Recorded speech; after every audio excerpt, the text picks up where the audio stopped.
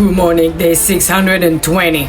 Since 53 hostages have been brutally, barbarically, violently, and inhumanely were kidnapped to the hell called Gaza by the inhumane, barbaric, rapists, modern-day Nazis, monsters from Hamas, Palestinian Islamic Jihad, UNRWA, Al Jazeera, but they were all sent there by Iran.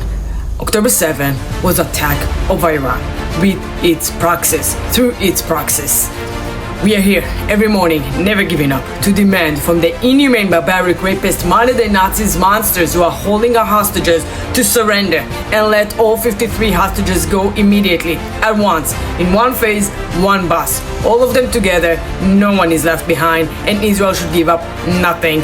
Israel is going full force in Iran and being successful in it, eliminating the threat. We are not there to take over Iran. We're not there to fight Iranian people, which we actually love and respect. We are there to save them, to free them, and to eliminate the existential threat of the Islamic Republic of Iran over Israel.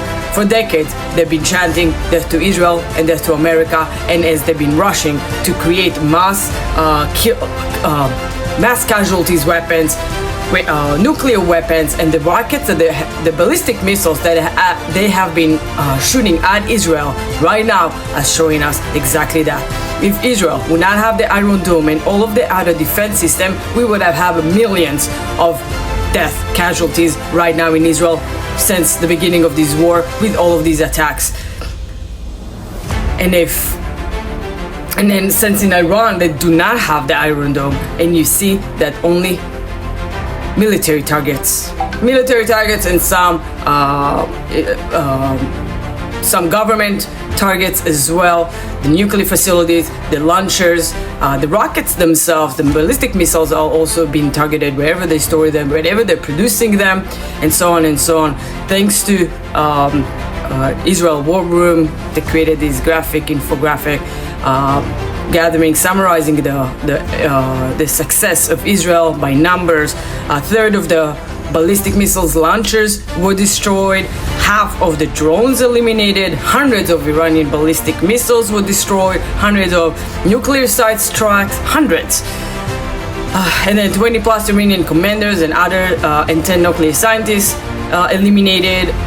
The IDF, the IAF, the Israeli Air Force, achieved superiority over the Iranian airspace. There are only Israeli jets flying in right now above Iran, and ensuring the success of these operations. 200 of IAF, Israeli Air Force fighter jets are participating, and then the interception rate is of 90%. Meanwhile, Iran attacks on Israel, shot 370, I think it's more at this point, and then hundreds of drone launch as well. They managed to kill 24 Israelis. May the rest in peace and the memory forever be a blessing. And then more than 600 at this point, because this graphic is from yesterday, and including the attacks of last night, we have more than 600, closer to 700 injured.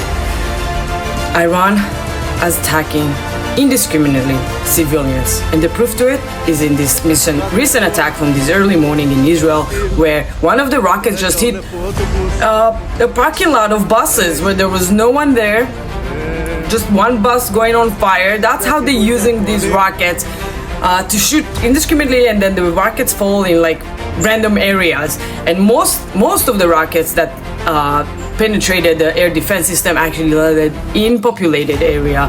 They are targeting our civilians. They're not targeting military targets. There's no military targets within the civilian population in Israel. But we will continue to do the right thing. As Iranian people themselves ask from the IDF listened, and yesterday they attacked in lives while they were broadcasting live. The IDF strike the Islamic Republic Broadcasting Authority. This is the main place where they're spreading their propaganda, the Islamic propaganda, and controlling the media basically in Iran. Now, while this building is being attacked, hopefully they will get some more freedoms. And with other developments that are happening, as Trump left early the G7 summit, because of the situation in the Middle East between Israel and Iran. Trump has made it clear that the United States will stand and support Israel to defend itself, as they should, because Iran is an enemy of Israel and an enemy of the US. Watch this Senator Xi talking with Kayleigh McEnany yesterday and explaining it very simple. You should watch the whole post. Actually, I'm gonna post it later, the full clip, but watch what he says to learn the truth.